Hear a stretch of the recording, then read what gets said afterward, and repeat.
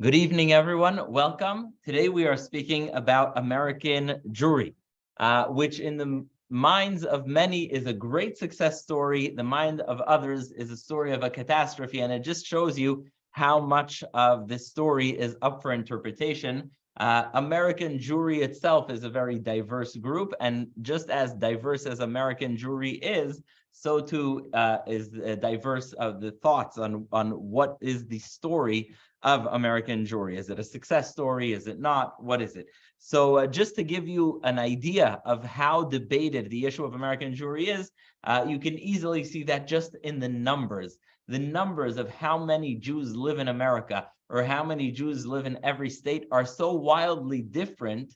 And the reason for that is because it has to do with the question of what do you consider Jewish and how many Jews are where and who identifies as a Jew. And that sort of, even looking at the wild differences between the numbers, gives you an idea of how different the perceptions of Judaism in America are.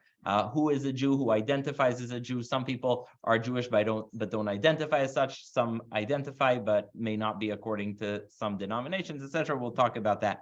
But before we begin, I want to share with you a story that really gives away the idea of what it means to be an American Jew and what the story of Jews in America is. There's a beautiful story shared by Rabbi Emanuel Feldman. Anyone ever hear of him? He was a rabbi in Atlanta, Georgia. He's still alive, but he was a rabbi there a while ago. And he wrote a great book called Tales Out of the Shul, or Tales Out of the Synagogue. And in this book, he shares his stories as a rabbi in Atlanta, Georgia. So one of the great stories I remember is there was a man who lived 2 hours outside of Atlanta, Georgia. And he would drive in every month or so with chickens in his trunk. And he would come to get a shochet in Atlanta, Georgia, to get kosher meat. So he drove in for 2 hours. He would have the shechita, put the chicken back in his trunk after it was shechted, and drive back to whatever place he lived in 2 hours out of Atlanta. One day, his wife told him, "Look, why are you such a schlepper? You have to go every month. You have to drive 2 hours into Atlanta. Why can't you do it yourself?" And she gives him a kitchen knife, and she tells him, "Go back to the behind the garage, take the chickens, and take this knife that I'm giving you." Of course, she didn't know that there are many, many, many laws that involve shechita, what kind of knife it is, and who the shochet can be, but they didn't know. And she says, "Go behind the garage and do the shechita yourself." So she sends him out, and 10 minutes go by, 20 minutes go by, an hour goes by, she doesn't see her husband. And she finally walks out of the house. She goes back behind the house, and the man who she asked to man up was laying there on the floor, fainted out of fear that he would have to see blood, and the chickens were running around freely. So it's a funny story about how the guy just fainted from fear from having to do the shechita himself, but it also is very much a story of what American Jewry is, and the idea that America is so vast and large that, unlike many other Jewish communities around the world, to say Judaism here or to have some kind of established Judaism here is so difficult because we're spread out across such vast amounts of land, and it's really hard to have Jewish infrastructure. I mean, look at Manhattan. How many kosher restaurants do you have here? How many supermarkets? To have Jewish life, you need to have infrastructure, you need to have a lot of people, and that's very difficult when people are scattered and they're free to do as they wish. It's much, much easier if you're living in a shtetl in Poland, where the local landlord tells you all Jews must live in this little town, and then you have your rabbi, your shochet, your everything. So to me, this story exemplifies what Judaism in America is, because it's just so spread out. People don't even know that they're doing something wrong. And also people don't necessarily have the knowledge to know that they should seek out something else. So just Jews in America is an extraordinary phenomenon. We're also the first Jewish community in history to be allowed to live in freedom. No other Jewish community was allowed to live in freedom before American Jewry. And we were also the first, we're going to see exactly how that happened. We're also the first Jewish community to be told, pursue your religion. Obviously, we've seen what that happened in France and other countries where we sort of were asked to keep it down. In America, Jews were asked to pursue their religion. And that is really an extraordinary experiment. Just like there's the American experiment, there is also the American Jewish experiment. Now, again, some will see it as an extraordinary success story. Others cite it as a story of, even some will call it a tragedy when they speak of the assimilation, etc. We'll see the different approaches. So first of all, there's this whole discussion of whether Christopher Columbus was Jewish or not. And it's important to note, it's not a quirky conversation. It's not like a Snapple fact. It's a really, really important conversation, because even if Christopher Columbus was not Jewish, the fact that his ship arrives here in 1492, the fact that he had definitely, with no question, some Jews on his ship, the fact that some of the funding came from Jews is extremely important, because it's, sorry? Matt. And it's no coincidence that it's the same year that the Spanish expulsion takes place. It's not a coincidence that it's exactly the same year that Spain decides to expel more than 100,000 Jews. So actually, and we're going to see that the Spanish expulsion loomed over America for hundreds of years. It's not a side detail. It's not just a fun fact. A quarter of the people coming from Spain and Portugal to South America are Jewish. That's not a small fact, and it's definitely not a coincidence. To understand early American history, all the way into the American Jewish history, all the way until the 1800s, you must understand the Spanish Inquisition and the fact that the Spanish Inquisition pursued people all the way to South America, and that is very, very, very important.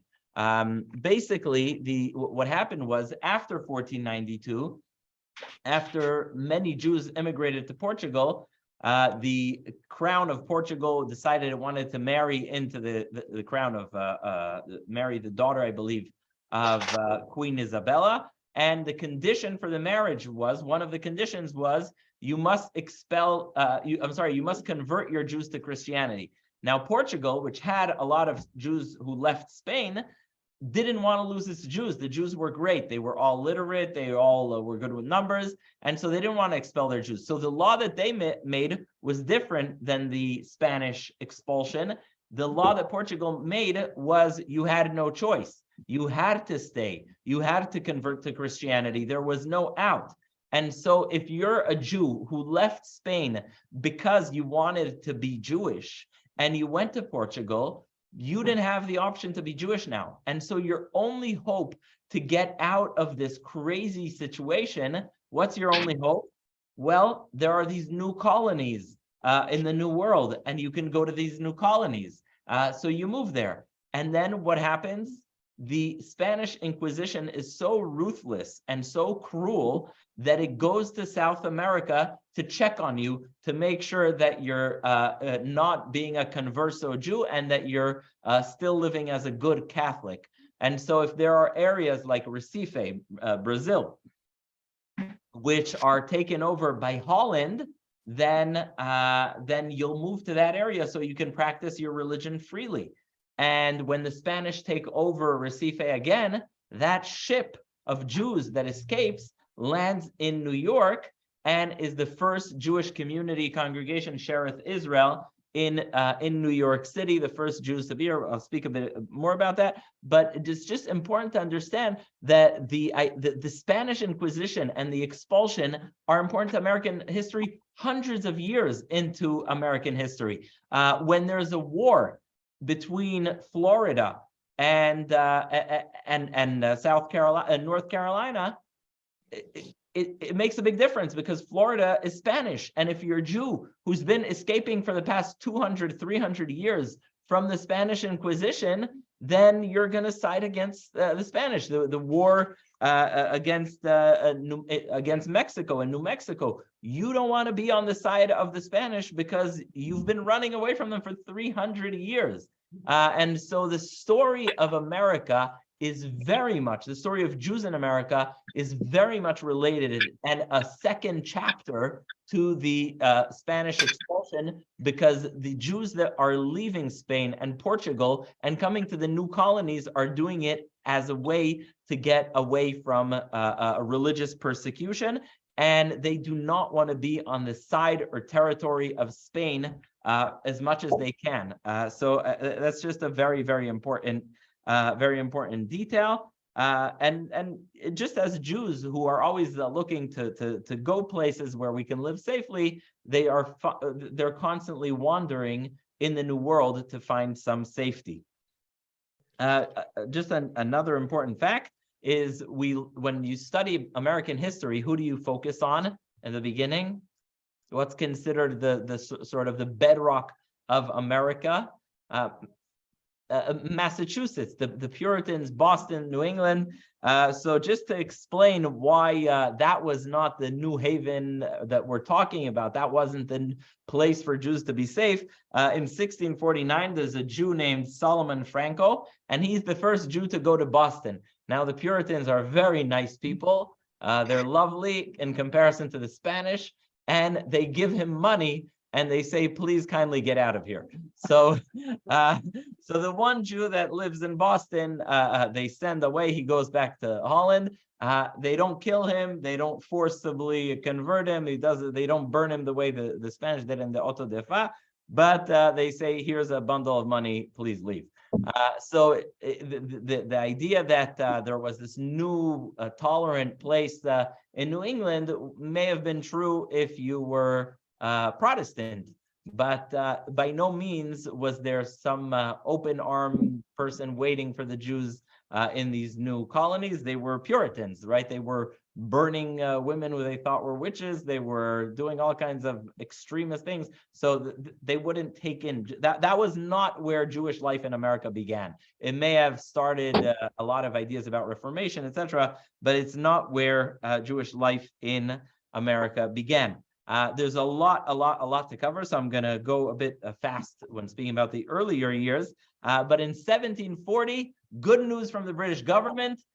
They passed what's called the British Naturalization Act, which means if you're Jewish, you are free to become a citizen as long as you don't live in England. So what does it mean? It means that you're welcome to go live with the Yankees. If you're Jewish, you can become, but that's great news, because if you're Jewish and you haven't been able to become a citizen for a few hundred years anywhere, then fine, you can go to the new colonies, the New World, and indeed Jews start building up. By the way, we're talking about a very small amount of Jews at this time.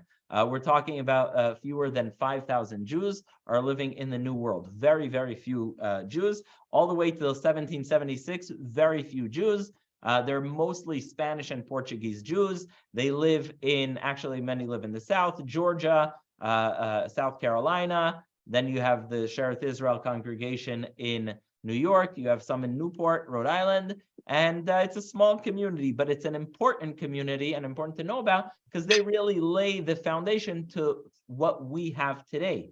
You'll see that many aspects of Jewish life in America today do come from Spanish and Portuguese Jews. So it is important to note what they did. I'm very honored, by the way, to be giving this talk in Manhattan, because this is where they first landed. The Jews from Recife, Brazil, who fled the Spanish Inquisition to the Dutch-controlled area of Recife, Brazil, get on a ship once the Spanish are conquering, and they come to New York. The Dutch governor, famously Stuyvesant, he wants to kick them out, but bad news, the shareholders of the India Dutch company, many of them are Jewish, and they say, sorry, you're not kicking our people out. They stay and they establish congregation Shearith Israel. We're talking about just a very, very small community, and they become part of American society. And that brings me to the 1700s, the establishment of the United States of America. So you have this whole debate raging between the royalists and those who want the independent United States. It's important to note most Americans, most people living here were not for fighting for independence. Most were okay, like Canadians. They were okay, to full disclosure, I'm also Canadian. So they were okay with being royalists. It was fine. But some of them were really, really helpful to George Washington, most famously someone named Chaim Solomon, who helped George Washington when Washington came to the shocking realization that that he had no money, because it was a fundamental problem in the sense that they had no means of collecting taxes. It was like, I don't know how things exactly work with the EU, but basically there was a US government, but they had no right to tax anybody. So he realized that he had no money, and in the middle of the war, he sends a letter to Chaim Solomon, Chaim help, and Chaim Solomon helps him, and he helps also with the relations with France and other European countries. So he really is very, very helpful. In 1787, another Spanish and Portuguese Jew, and that's why, again, it's important to understand Spanish Portuguese Jews to know what we have today. A very well-known Spanish and Portuguese Jew named Jonas Phillips in Philadelphia looks and reads through the different constitutions of the state. And it says that if you want to take office, you need to take an oath on the New Testament. You need to affirm your Christian faith. And he says, life is good in America and it's great to be a citizen, but wouldn't it be nice if we had the rights of the same rights of Christians to be in public office? And I'll just read to you the letter he writes to George Washington that sort of paved the way for Jews to be able to serve in public office. He writes to George Washington, it is well known among all the citizens of the 13 United States that the Jews have been true and faithful Whigs, and during the late contest with England, they have been foremost in aiding and assisting the states with their lives, fortunes. They have supported the cause, have bravely fought and bled for liberty, which they cannot enjoy. And so basically, he's asking George Washington to amend the different constitutions to make sure that Jews can hold public office. He says, therefore, if the honorable convention shall in their wisdom think fit and alter the said oath and leave out the words, and he goes on to say, basically remove the oath that says, I believe in the New Testament. And indeed, George Washington listens to what he says. So here's an example of how a small community, less than 5,000 people, really changed the way America works. By the way, not every state accepted that. And there have been several states that it took more than 100 years for them to change the law that to take office, you can also swear not on the New Testament. Interesting fact, there are several states to this day that by law, if you are an atheist, you cannot hold public office. There are states that, according to their laws, that's a thing. In 1790, once things start calming down, there's a very famous visit and letter. George Washington, the president, goes to visit Rhode Island, and he wants to see what needs there are. He meets with community leaders, and Jews write to him a letter. They say, look, we've been around the block. And again, you have to have in mind the whole Spanish-Portuguese history in mind for this. And they say, we want to know, is this a place that will work for us long term? They're not asking like Jonas Phillips if they can serve as a mayor or a governor. They're really asking if they're about to be sent out the way they were sent out from Spain. And George Washington writes a letter, by the way, a very famous letter. And it's important to note, if you see the sort of religious quotes, you can see he's responding to what they wrote in their letter. It mirrors what they wrote in their letter, which is very biblical, very Jewish. So this is what George Washington writes.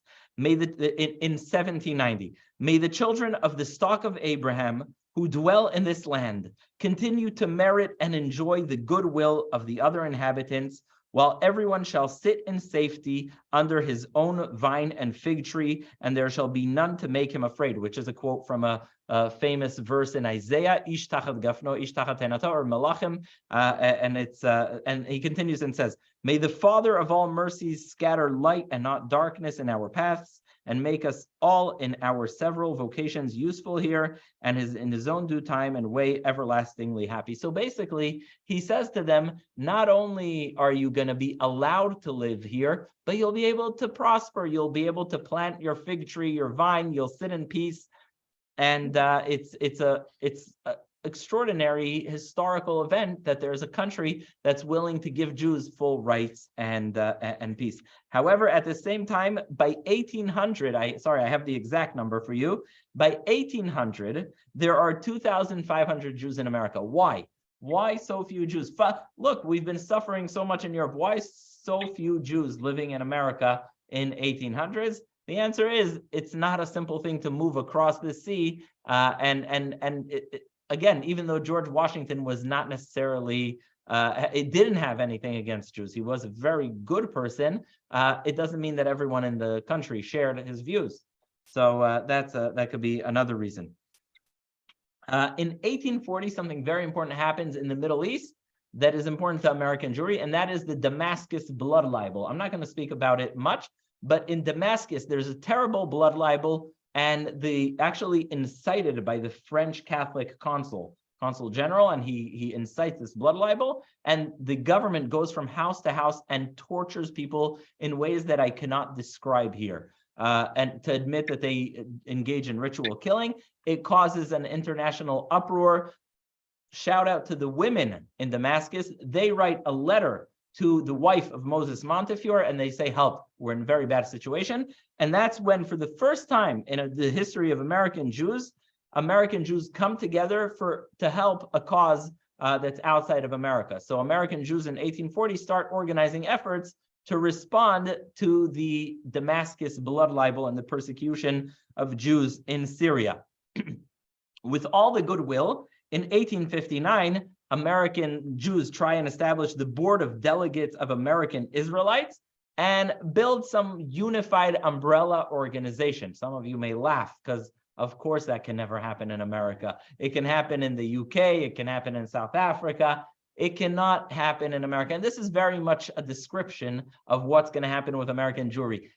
There cannot be a unified front. In fact, one of the reasons, someone once told me they were working with different organizations in Washington, one of the reasons that the White House has a Jewish liaison who's Jewish and knows what's going on is because they get letters from so many different Jewish organizations. You can't figure out who is Yankee writing from his basement and whose organization representing 1 million Jews. It's very hard. You need to know what's going on.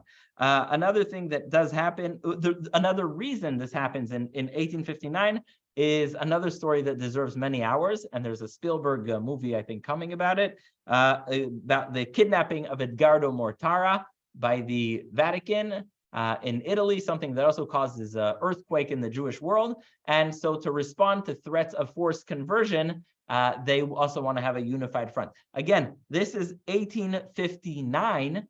So this tells you how the story of forced conversions and sort of the Catholic Inquisition and the possibility that someone's going to come and force you to convert to Christianity is a very strong element in American Jewry all the way through the 1800s, starting at 1492 with Columbus arriving, and many hundreds of years later. So it's just important to note that. So there's very few Jews living in America at this point. 1840 to 1880, 300,000 Jews come from Germany and the area to America. That's an insane explosion. But if you thought that's crazy, that the German Jews would come here by their 300,000s, just wait for 1880 to 1914, where you have more than 2 million Jews fleeing Russia, and they come. So you have the uniqueness of American Jewry is that it's an explosion. It's almost from zero to everything. Yeah, you have a few thousand Jews, about maybe even not 10,000, and within 100 years you have millions of Jews living here. So that's something that's important to note. And it also helps you understand the lack of infrastructure. Sometimes people criticize American Jewry as lacking day schools and organizations. The population came so fast that it's really impossible to think that in such a short amount of time, we would have had sufficient shechita, sufficient day schools, yeshivas, etc. It's also important to note that the rabbis back in Europe told their students, don't go to America. If you're a good Jew, if you're an Orthodox Jew, do not go to America. Why? They called it the Treifa Medina, the unkosher land. Why is it the unkosher land? Because when you're living in your nice shtetl and you know all your friends, of course you're going to eat kosher food, and you would never even dream in 1,000 years of marrying a Polish non-Jew, nor would she ever dream of marrying a Jew, and so we have no problem. But once Jews moved to America, they were free to do as they wished, which didn't yield very good results from a religious perspective. So it's important to note that it was sort of a self-perpetuating vicious cycle, because on the one hand, America was the treif country where a rabbi should not set foot. On the other hand, why is it such a country? Because there were no rabbinic leaders coming here. In fact, for the first few hundred years of Jews in America, there was not a single rabbi in America. The Spanish and Portuguese community had a cantor. The cantor was a shochet, a mohel, and he knew the tefillah, but they didn't have a rabbi. And so there's no rabbi until the mid-1800s, and the rabbis don't want you to go there. And that creates a major problem. As Jews start coming in more and more, the community builds itself. During the Civil War, American Jews see the only, thank God, the only, and it would be better if this didn't happen either, edict of expulsion, where you wouldn't think, but Ulysses Grant, who is a commander, the general of the North, he orders an edict of expulsion of the Jews of Kentucky. And Abraham Lincoln, and he later became president, Abraham Lincoln hears about this and right away tells him not in this universe, and he rescinds it. And when he's president, he actually does a few things to sort of amend his relationships with the Jewish community. But that's the only time in American history that you had an official government issued anti-Semitic edict. Now, here's a very fun and fascinating story. Well, I shouldn't say fun. I don't want to offend anyone. But as the German Jews come, Reform Judaism establishes itself in America. Now, some of these Reform Jews are militant assimilationists, meaning they see assimilation into American society, which is the first to offer us full rights, as an ideal. And so they establish, their stronghold is in Cincinnati, Ohio, and they established the Hebrew Union College for rabbis. The first graduating class has a banquet. It's going to sound funny to some people. It sounded funny to me. The first graduating class has its rabbinic ordination ceremony, and in this ceremony, they serve shrimps, here, I'll give you the menu. Clams, crabs, shrimp, frog's legs, and meat and dairy dishes. The dessert was dairy ice cream. But just as a rabbi here, I must note the prohibition of meat and milk only applies to kosher meat. So if someone's eating pork and milk, it's anyways not a problem. But it still wasn't great that they did the meat and milk. But I honestly doesn't make much of a difference if you're eating shrimps, if you're having milk or not. Yeah. So following this is very important news. Following this, there's a woman who was there who's outraged. Her name is Henrietta Sold. She becomes a huge figure in the Zionist movement, and she writes a letter, and she says, I was outraged that the number of rabbis who protested was surprisingly small. 2 rabbis left the table without having touched the dishes, and I'm happy to state that I know of at least 3 more who ate nothing and were indignant, but signified their disapproval in a less demonstrated manner. So basically, they have this graduating rabbinic class called the Treif banquet. It causes an uproar among American Jewry because, you know, you have Jews who are sort of hillbillies or cowboys, but the American Jews are not against keeping kosher. It's probably not possible to keep kosher in the Wild West, but no one wants frog's legs served specifically to make a point. And so in 1885, in response to this, you have what's called the Pittsburgh Platform, where Reform rabbis gather in Pittsburgh and they set out their agenda.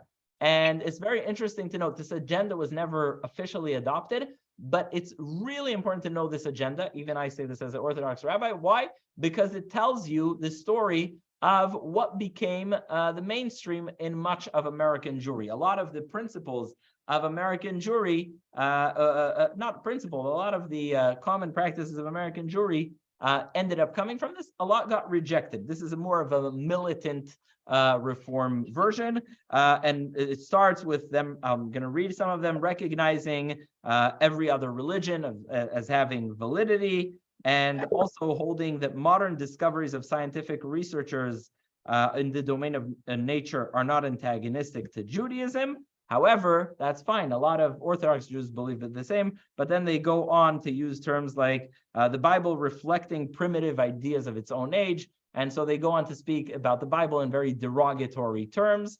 And then they go on to recognize also a very important thing, which changed among many, and that is that the mission of Judaism is a national life in Palestine, they write, but in the land of Israel. And they say that's off our plan. There is no yearning for a Jewish homeland. We're not a nation that's looking to relocate. We're very happy to be here in America, which, you know, they were just arriving in a country that was accepting them, so they felt like that. But it's also what Reform Jews in back in Germany were saying. Obviously, it's antithetical to traditional Judaism, but this was what they were saying. But basically, another thing that they say, we consider ourselves and this is very relevant even to the debate about Zionism today. We consider ourselves no longer a nation, but a religious community, and therefore expect neither a return to Palestine, nor sacrificial worship under the sons of Aaron, nor the restoration of any of the laws concerning the Jewish state. So basically, they're done with Israel, done with a homeland, and we recognize Judaism as a progressive religion, ever striving to be in accord with with reason. Anyhow, the bottom line is they have a religion that they are even against the observance of the ritual laws. They're for the general ethical laws in the spirit of it. And why is it important to know about this? A, it's important to know that this is what they believe. B, 1886, and this is how the spirit of the Spanish Portuguese still resonates with us. 1886, Reverend, because remember the Spanish Portuguese don't have rabbis, Reverend Harry Pereira Mendes, he found something called, to counter the Reform movement, he found something called the Jewish Theological Seminary in New York. Isn't that shocking, by the way? Just think about that for a minute. The Orthodox Reverend of Spanish Portuguese founds JTS to counter the assimilation of the Reform movement and to establish orthodoxy. That's one irony, because today JTS is more similar to those Reform movements than it is to orthodoxy in many ways. But then a few years later, the same person goes on to found the Orthodox Union. So he builds these two organizations to strengthen observance. One is JTS and one is the Orthodox Union. So it's funny how those two were founded by the same person. You would never guess, right, that JTS and the OU are founded by the same person, by this Reverend Harry Pereira Mendes, but it's the same person, and it's all to support the Orthodox observance. It's just a fascinating thing, and it's also, again, an amazing way in which Spanish Jewry continues sort of to echo through American Jewish life. As I said, between 1881 and 1914, you have more than 2 million Jews coming to America because of the pogroms and anti-Semitic laws in Russia. So there's this huge, huge influx.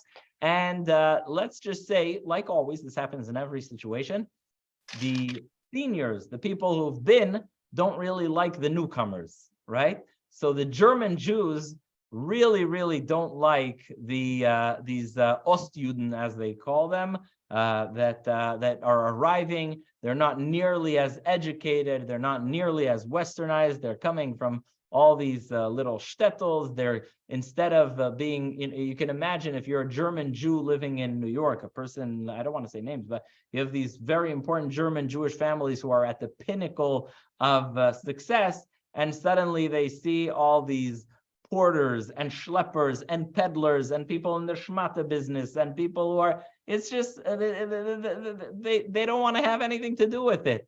Yeah, that causes a lot of social tensions between the Jews of the Upper East Side, who are the German Jews, and the Jews of the Lower East Side, who are all the new arrivals, the people who just came.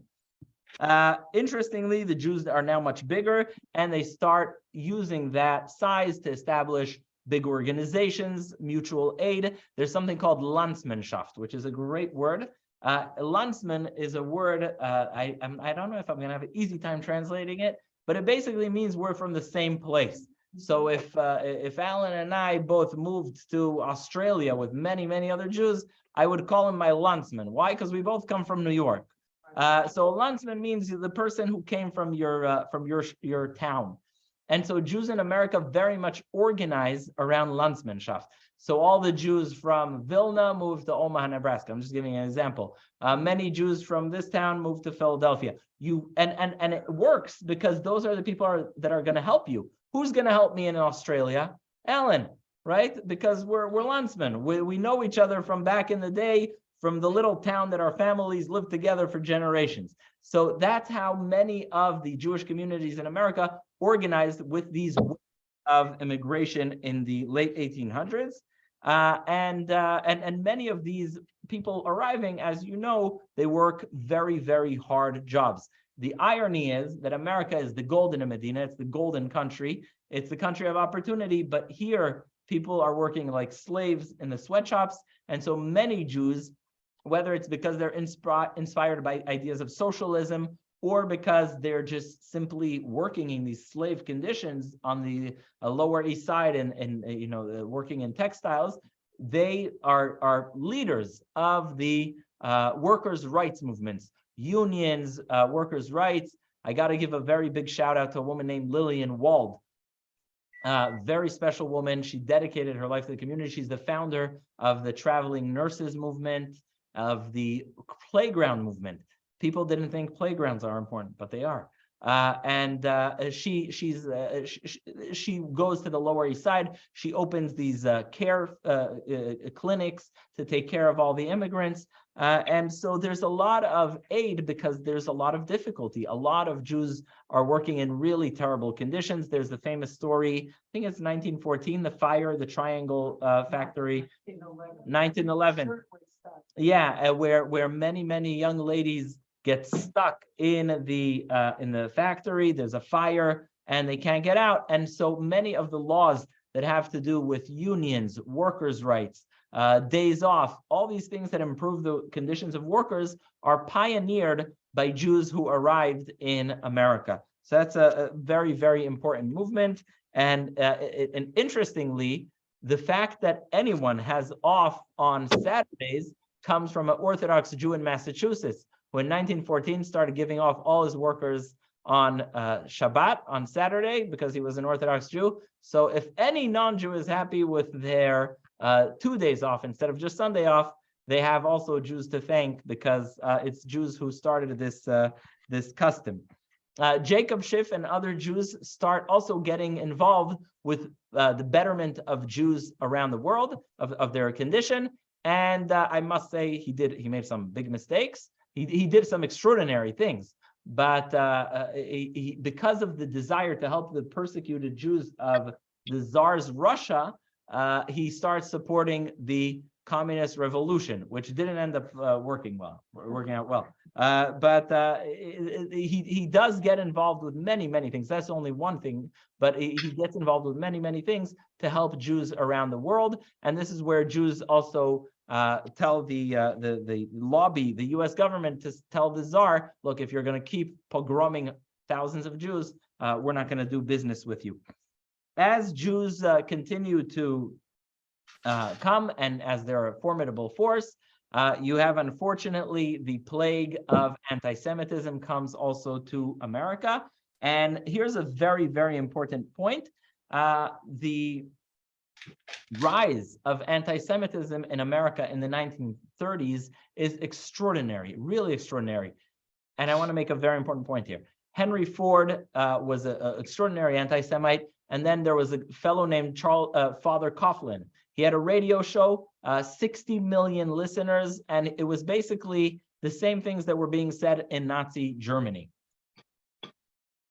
When we speak of the way American Jews responded to the Holocaust, which is a dark chapter in the history of American Jewry, because we didn't do nearly what we were supposed to do, or even when we speak about FDR and how he didn't do enough for the Jews in America in Europe, it's important to understand there was a real valid concern that America would go with Germany rather than with against Germany. So the Jews here were terrified because whatever was happening in Germany could have happened here. And so, but they didn't protest as loudly as they should have. They didn't advocate as much as they should have for Jews in Europe because they were afraid that that would happen here as well. And that was a real possibility. Same thing about FDR. Terrible, unforgivable crime of his that he didn't give more visas to Jews, that he didn't bomb the crematorium in Auschwitz. But there was a side of America that would have been arming Hitler. So it's a very big difference, and it was not simple that it would, it's not taken, you can't take it for granted that it would have gone the other way. Interestingly, New York was sort of at the center of all this. The address of the German Bund, which is the Association of American Germans, very good. The address of the German Bund, which represented millions of German Americans who supported the Nazis, was, I think, 125th. I know, but I'm trying to think of the exact address. I believe it's 125th or something, 86th Street, right across the street from KJ. So you can imagine going Rosh Hashanah Yom Kippur to services at KJ in 1939, where the headquarters of the Nazis is across the street from you. Yeah. Well, why would fulfill the amount of these quotas that was allowed? That wasn't even filled during the Yeah, so good question. First of all, I'm not here to defend him, but in 1924, anti-Semites passed a law against immigration. So basically, all the hundreds of thousands and millions of Jews who came, that all stopped in 1924. There was a huge push, not from FDR's area surrounding, against immigration, and they called it the New Deal. They called it the Jew Deal. But you and immigration of anyone or just Jews? Well, the Jews were the largest group. Before 1924, Jews were the majority of immigrants. But if he had a quota of 100,000, whatever, he didn't even. The Congress put in several anti-Semitic laws. There was even a speech given on the House floor when, I hate to say this, but when someone offered to pass a law for to allow 10,000 kids, like in England, the kinder transport, 10,000 kids to allow them into America. Someone from Mississippi or something got up and spoke in the House floor, and he said, you have to remember that these children, Jewish children, are going to grow up and be grown. I'm not going to use the word that he used, a derogatory term for Jews, but there was a very strong KKK movement, the German Bund. These were millions of people. Just a quick, very important lesson. There's so much more to talk about. The most effective fight against anti-Semitism in American history was most successful. What was it? So very important to note. So there were all these Nazi rallies starting up. There was a famous one in Madison Square Garden, right here in New York City. And there's a great guy named Judge Nathan Perlman. He was a member of Congress, then he was a judge in New York. And he picked up the phone and he called Mayor Lansky, one of the biggest mafia thugs or whatever. He actually wasn't a thug. He was the accountant of the mafia. And he says, look, I have a favor to ask you. There's these Nazis in New York. Do you mind beating them up? And he said, we can do more than that if you want. And he said, no, because that's going to cause outrage. And so in Mayor Lansky's language, when he spoke to his guys, he said, guys, I think I need you to marinate them, not freeze them. That was the mafia language then. And so these guys basically would go. These were like the Ostjuden from Brooklyn. They were plumbers. They were workers in factories. They would go with baseball bats and what have you not. These were big guys who got into street fights. And every time the Nazis, who were the more posh, more Upper East Side educated folks, would have a meeting, they would walk in and they would crack skulls, break hands, legs. They had no mercy. And slowly New York, also there was nothing in the law against hate speech in those days. So New York started passing anti-Nazi laws. Slowly they moved out of New York City. Famously, they had their meeting in Madison Square Garden, where a Jewish plumber ran up to the podium and pulled out the cable. And basically the Nazis then moved to New Jersey. And then you had what was called the Newark Minutemen. It was basically like Hatzalah, people who are EMTs on call. If there's a Nazi gathering, all these Jews had some way of communicating. And whenever the Nazis had a rally or anything in New Jersey, they would go there and just beat them up and shut it down.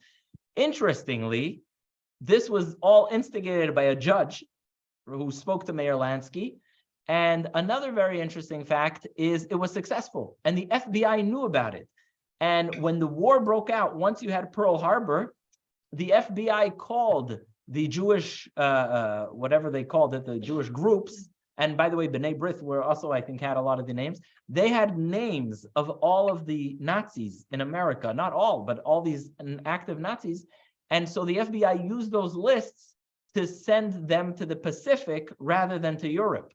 So the FBI would refer to the Jewish mafia, basically, to say, who's a Nazi? And when that person was called up to the army, they were sent to the Pacific instead of to Europe because you couldn't trust them. There were also many Nazi spies on the docks who may commit sabotage.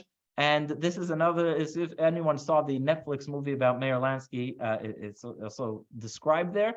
And so basically, Meir Lansky and his thugs would go to the docks, to the shipping yards, and if they knew of a guy that was a Nazi that was there, they outed him at the least. And in the film version, they also physically hurt them.